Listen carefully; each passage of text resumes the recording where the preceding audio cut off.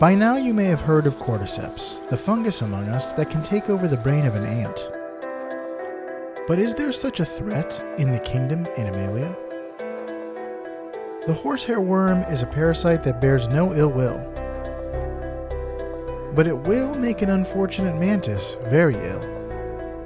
Still, the journey from egg to host isn't an easy one, and the worm pays its dues to get a free ride through life, death, and taxonomy.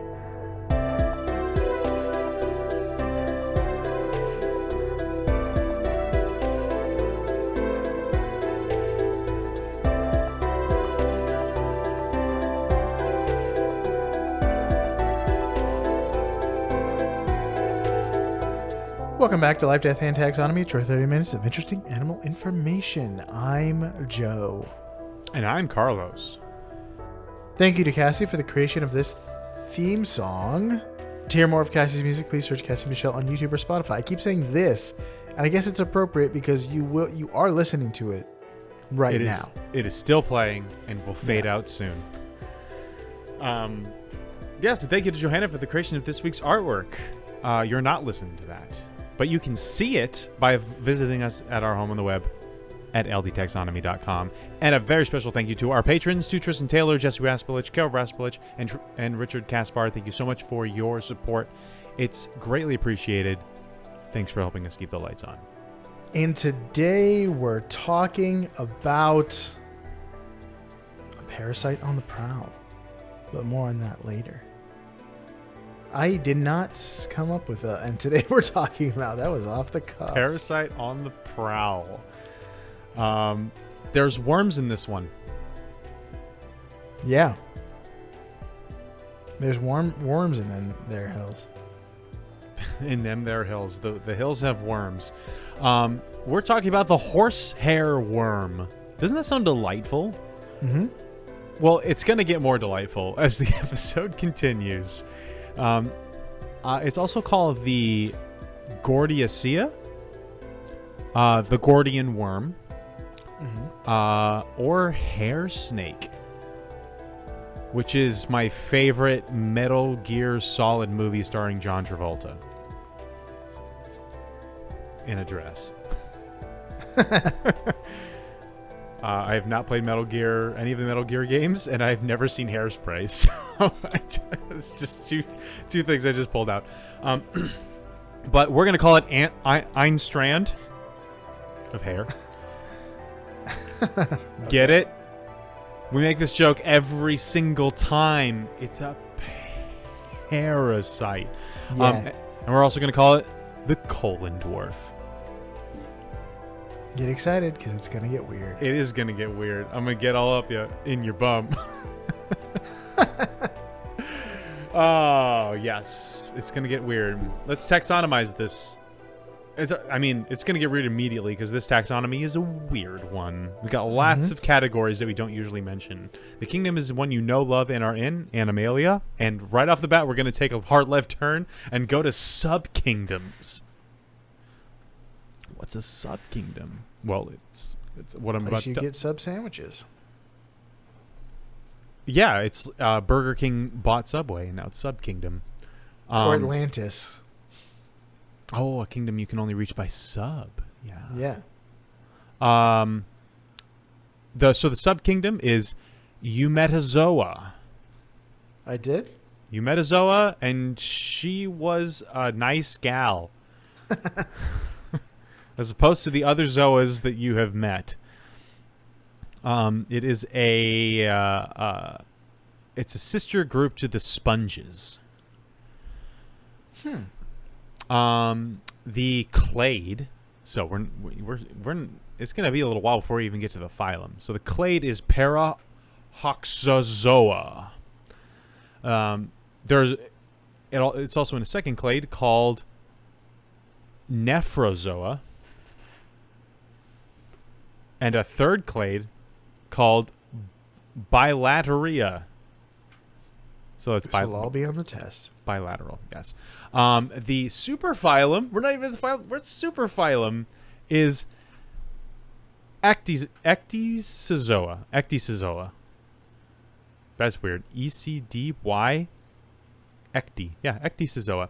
And now phylum, finally phylum, is the Nematomorpha. Nematodes, right? Yes.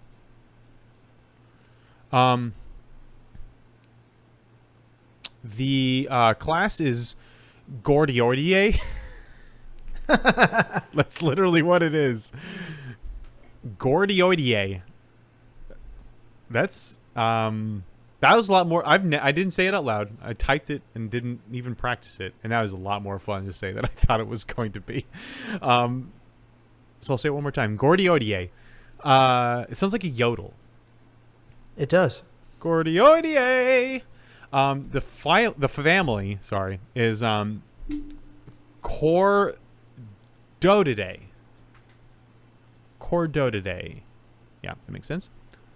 The genus is Chordotus, and the species is Formosanus. Chordotus formosanus. Form of sinus. Form of Samus. Playing through Metroid Prime. So, since we're in the business of naming things, it's time for my favorite part of the show, critter groups. The part of the show where I ask you, Joe, a question, and that question is the same every time. What is the name of a group of this animal, or what is the term of entry, or what is the collective noun? We don't have to do a nitty-gritty nomenclature this time because it's a worm.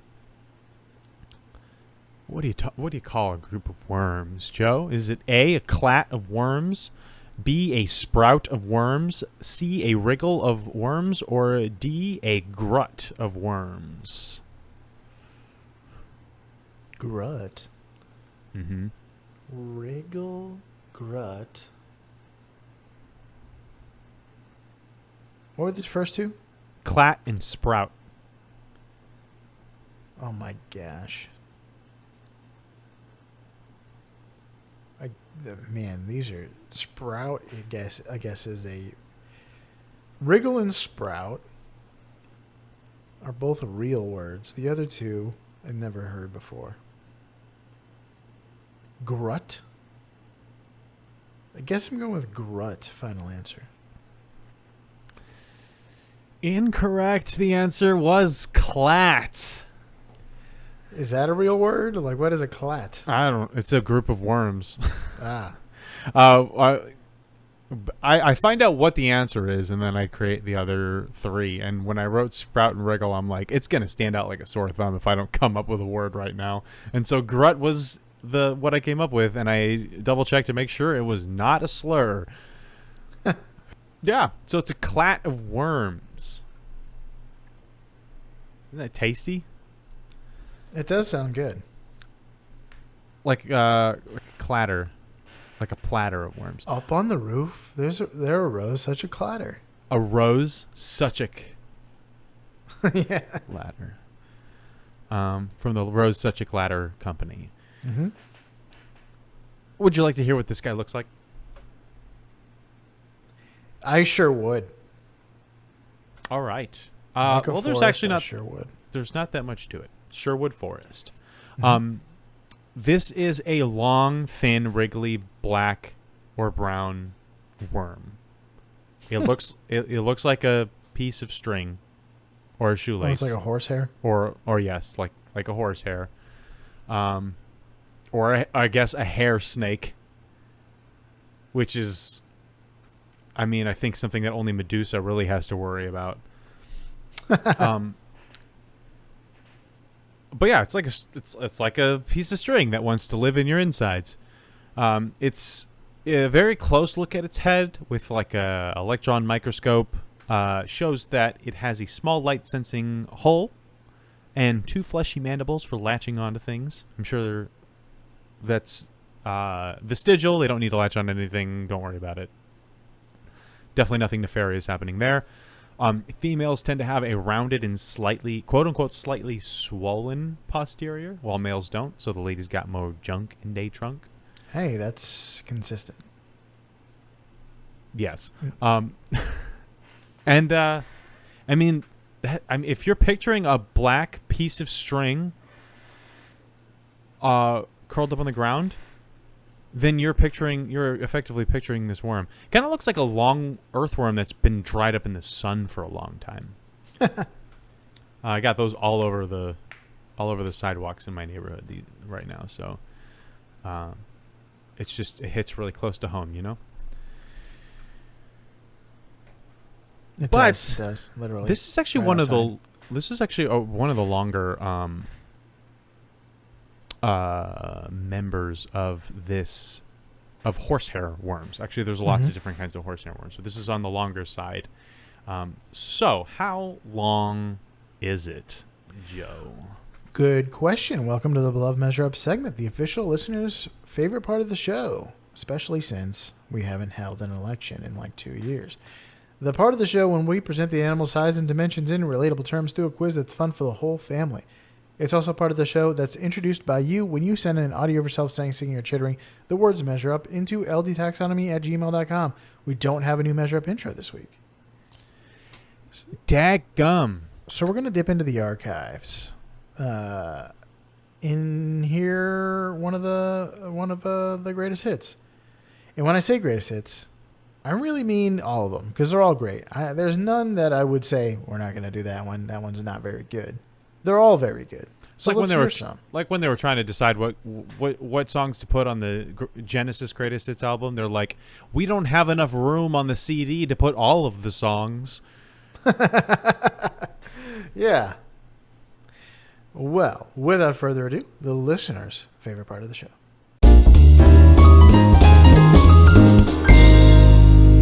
Measure up. Beep, boop, boop, boop, boop. This one was a recent one, right? It was, yeah. That's a Nora. That's a Nora. A Nora gem. It isn't. Nora did put the team on her back for quite a while, but this was from Melissa. She has the crazy old oscillating fan in the background. Yeah, we inquired about the fan. She has a cool job in forensics. And I hope she's still listening. Although that one was sent in by Melissa, but it was clearly a robot. Yeah, that's clearly a robot AI. Designed and programmed by Melissa. Yes. From forensics. And isn't it kind of sick that it has an oscillating fan attachment to keep everyone cool? Oh, or to keep itself cool. All robots need a cooling system. So it just rigged this massive fan over it to keep it cool. That's how computers work, right? Uh-huh. Well, thanks Melissa. She sent in one of like many all at once. So it was a boon time for us then. Think about those times. The ladies in general have been putting the team on their back in terms of sending in measure up intro. So we got to hear from the fellas. Fellas, I know you're listening. You gotta send in some measure up intros. You tell those fellas, Joe. The fellas, the bros, the blokes, the boys. Let's talk about length. They're 90 centimeters. You know how many that is in freedom units? 35.4 inches. Already did the math. Well, how many heights of Pumuckle, the Shetland pony, go into a horsehair worm? I think we've already done that. Is that to the withers? I feel like I have done the small pony before. To the withers. Here's a hint. Pumuckle is a contender for world's smallest horse. He lives in Germany where he tours kindergartens and nursing homes. I can't think of a cuter horse or a cuter job for a horse to have. I can think of cuter names, though. Pumuckle? Pumuckle? It kind of sounds like a gnome's name. Yeah, it sounds like an impish, like, jester character that that appears in and out of existence like the Cheshire Cat and, like, sets things on fire. So here's another hint there. We're going for... We got a fraction, a decimal. So that's going to be important to have. I'm gonna say 1. 1 even? Would you like to add any mustard on it or 1.1. take any mustard away? 1.1. Because horses. I'm pretty sure we've done this, and the Shetland pony was 3 feet at the withers.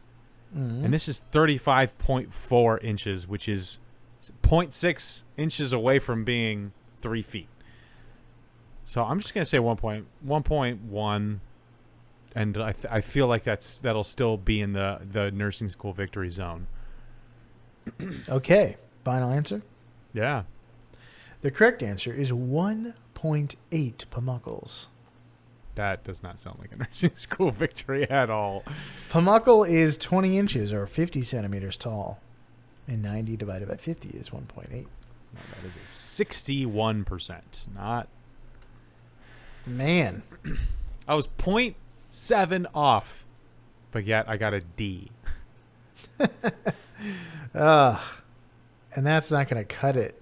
You're No, not going it to won't. get to be a nurse with that.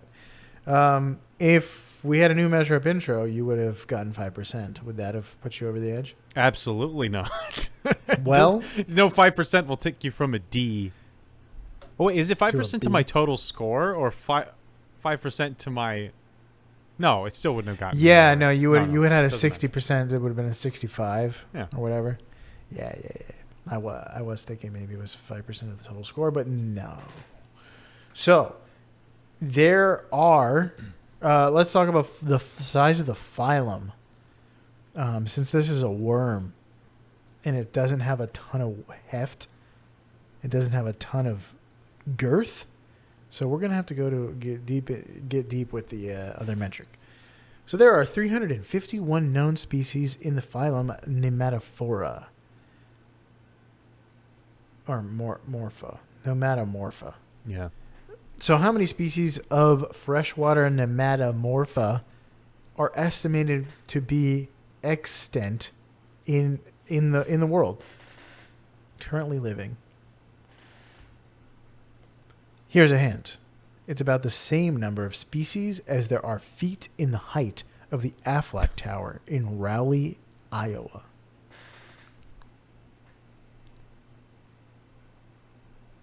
I didn't know there was an Aflac Tower. Well, Aflac certainly has to do business somewhere. Or is it It the might as well be Affleck in Tower? Iowa. And is it just where Ben broods as Batman? Yeah. It's Wayne Tower. In his mind, it's really Affleck Tower, but to him it's Wayne Tower. Maybe Ben Affleck has a basement underneath Aflac Tower. And that's where he broods. That's where he broods and does things that he feels are Batman things, but it's really just like 2 rubber bands tied together. What was how many species did you say were in the 350 known species, but how many are estimated to be currently living? So basically, we know a certain amount, but we think there's probably more. we'll say 600 then. Final answer. Oh wait, and what am I dividing this by? What's my known variable? You're just guessing because the known Okay, known so- you don't have a known variable, but your hint is that it's the same number of species as there are feet in the height of the Aflac Tower. All right. So you're well, guessing basically what 600 feet this tower is. Yes, I'm guessing 600, but I literally have the Nematomorpha page open in my browser, and it's in the first paragraph. So I'm going to stick with 600, but I know that I'm very wrong. Oh, so I guess I shouldn't ask for a final answer. Yes, the correct number is 2,000. In fact, the Aflac Tower is 1,999 feet, thereabouts. But yeah, there are 2,000 species estimated to be in Nematomorpha. I want to know how you find 300 and surmise there must be many, like a few times more that we haven't found. Like 6 times more. They call it a conservative estimate. Yeah. It's like, yeah, it's. I guess what happened was they found 351. There was no and counting, and there's so much variability in these worms that they're like, and they're so hard to find because you got to dunk something and you got to vivisect or dissect something in order to get at it. So like, there's got to be thousands. Yeah, I can pay $40 to read exactly why they think it's 2,000, and I'm not gonna. Fair enough. But that's all I got for that. Do you have any fast facts before we get into the long fact? The thick and long facts. That's actually a thin and long fact. I actually I'm not gonna spend too much time on the fast facts, since we're already pretty far in, and I think most of it would be treading on what you're going to talk about. So we'll talk about the fact that it lives in Japan, Nepal, and Taiwan, which is odd to me because those are 3 small countries that surround a much larger country. And I'm wondering why it's not in China. Yeah, good question. Well, maybe it's where the other 1,700 ones are. It's like this worm is in Mexico, Canada, and the Bahamas. And that's it.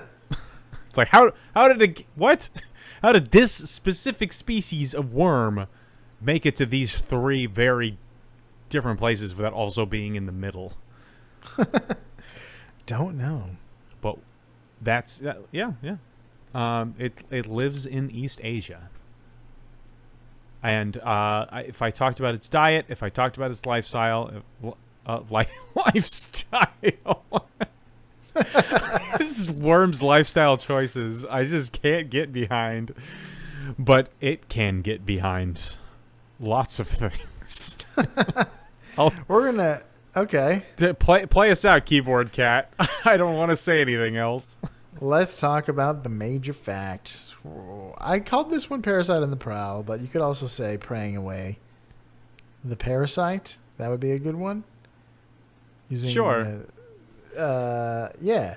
So, the horsehair worm goes on a parasitic journey that spans several hosts and gets eaten twice. So, eggs are laid in a river. The horsehair worm eggs are laid in a river or a pond and soon hatch into little larvae. And the little larvae do their best impression of a tasty morsel in order to be gobbled up by a small water insect. Water nymphs, as in the aquatic stage of development for many insect species, not the Greek mythological creature,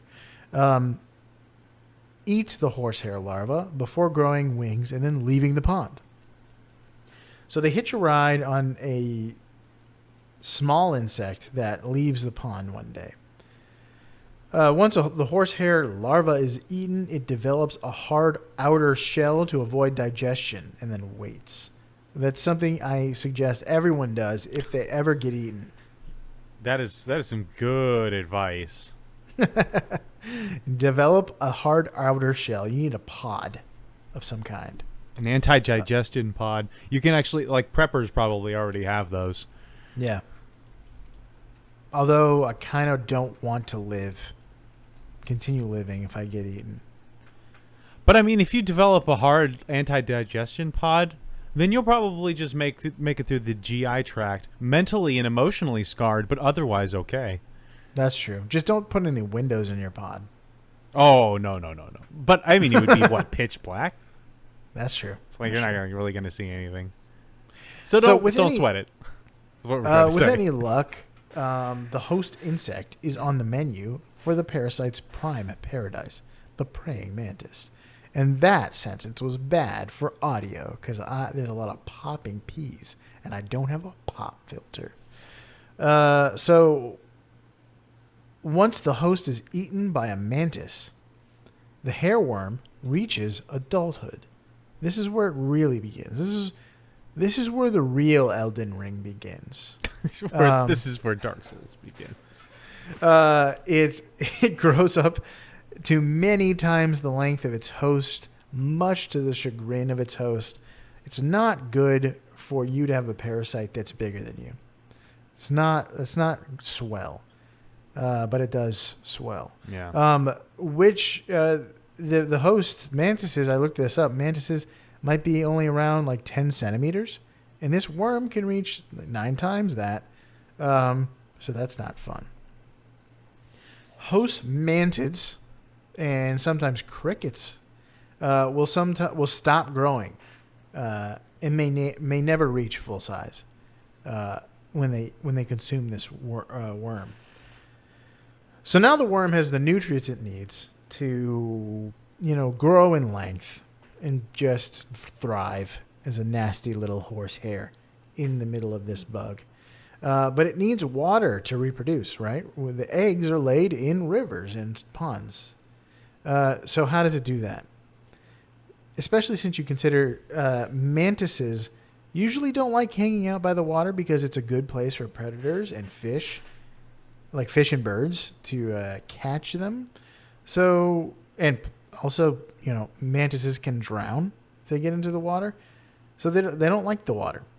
So to get the mantis in the right place, the worm will have to hijack the controls, a la The Last of Us, which we've been talking a lot about in the Patreon pre-shows. Or so Pacific Rim. Pacific Rim? It's like, yeah, now the praying mantis is the Jaeger, and the worm is the pilot. Right? Yeah, I guess so. So researchers have found that infected mantids are attracted to horizontally polarized light. Light polarization happens in nature when light reflects off the surface of water. I know because I have polarized glasses, so I can see fish better while I'm fishing. So I was trying to do some research as to what polarized light is. We talked about it in the dung beetle episode. It really is. It's like polarization is like the light wave is absorbed like in one way, and then it's reflected in another or passes through in another. So there's a demonstration on YouTube of light going through a fish tank, and then the person in the video is polarizing it, and horizontally polarized light. You'll be able to see the light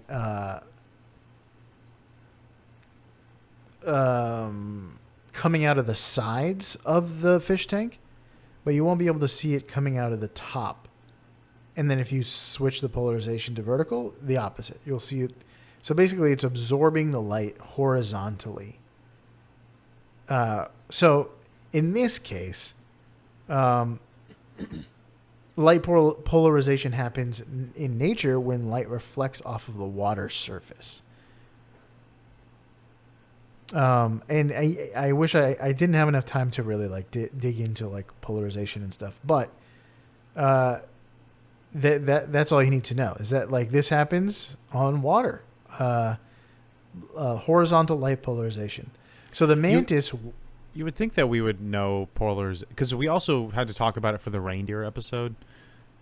And sometimes the science in this show is I learn what I need to know to explain it the best that I can, and then it immediately just empties out of my brain. That and how electricity works, ohms and watts versus voltage. I cannot remember that stuff. It just does not stick, no matter how many times I learn it, so that I can try to explain it on this show. So, yep, polarized light's polarized light, right? Yeah. I mean, light polarization is just like absorbing. Some light is absorbed, some light passes through, and that's why, your glasses work, because it polarizes the light, which means it absorbs some of it, so you can see like the light that's bouncing off of the water.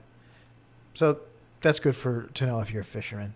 But in this case, the mantis wanders aimlessly until it sees light that reflects off of a pond, and then jumps in. So the worm is hijacking it to look for a light source, and a particular kind of light source that comes from reflective water. The horsehair worm leaves the mantis and lays its eggs. In most cases, the host washes away and drowns, but mantids that survive may live and recover from their parasite incursion. So that's good. If this mantis like wakes up in some water, parasite free, and just like, why did I do that, and manages to get out, then it can have a better time than it had before. It can lead a fulfilling life afterwards. Yeah, he's a little bit smaller, but he can than he should have been. But yeah. Do you think there's like a group for mantises that have been hijacked? Almost assuredly not, because they don't have higher brain function, but they would allow them to reflect. But in that kind of way, they do have congregations, so we do need to remember that. And congregations tend to have small groups, so I'm sure there is a small group for it's like, hi, my name is Anthony. Hi, Anthony. I had a horsehair worm 6 times the size of my body in my intestine for 6 weeks, and I haven't looked back since. But we also established that they cannot be communing members of their congregation, because they cannot reflect on their sins and on their salvation in order to, in good conscience, take communion without incurring the wrath that comes with it. Hey, I didn't say they were a congregation of Protestants. They're a congregation of something. Oh, well, they're a congregation of something that prays. Yeah, there's lots of those. That's fair enough. I'm sure there's some. I'm sure it's animism. Like, it's got to be something like that, right? like worship the beanstalk or something like that. I don't know. And in the beanstalk worship, they have no scruples about needing introspection in order to take beanstalk communion. So, that's them. Okay, that's all I got. All right. Well, that's the horsehair worm. Look up a picture of it and have a great time. Mm-hmm. Because some of the pictures are just of like 7 of them all knotted up together, and it's. It is interesting to see videos of people dunking mantises in a cup of water and watching the horsehair worm think it's in a pond. Now that's great. When you got a parasite and it's bumming a ride in the bum of a bug, and you trick it into like laying an egg in a glass, you idiot. Got him. That was not cloacal escape time, buddy. The video I was talking about was the video. One of the videos I was watching was like, now we gotta realize that parasites are not evil. They're just they have adapted to. This is how they survived. It doesn't mean I can't have a good time thinking they're gross. Just like it doesn't mean I can't have a good time thinking sharks are scary. Well, it's like, congratulations, sir. You've outsmarted a relative of the sea sponge.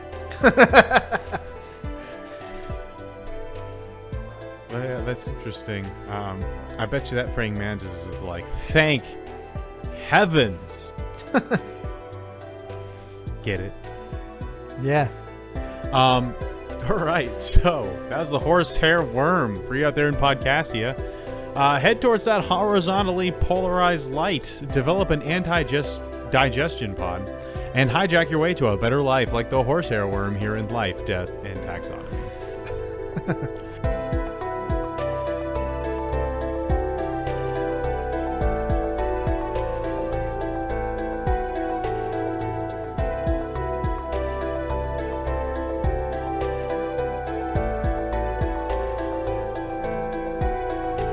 Hey Taxonomy Titans, I just want to remind you that we now have a Patreon. Patrons can see full video episodes and get shoutouts on the show. But ultimately, it's a way for you to help us cover some costs and get even better. Still, reviews are the best way to help us grow. So if you haven't left one yet, we'd really love to hear from you. As always, thanks for listening and engaging.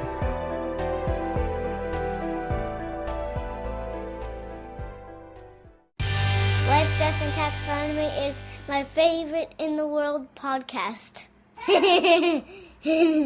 I previously had, and don't climb up the cloacal vents of a congregation, but then I changed that. Yeah, dude, did you find that they enter that way? Because I thought that they entered by ingestion. But they come out. They come out through the cloaca. Yeah. So that's why I'm glad I changed it. Well, fair enough.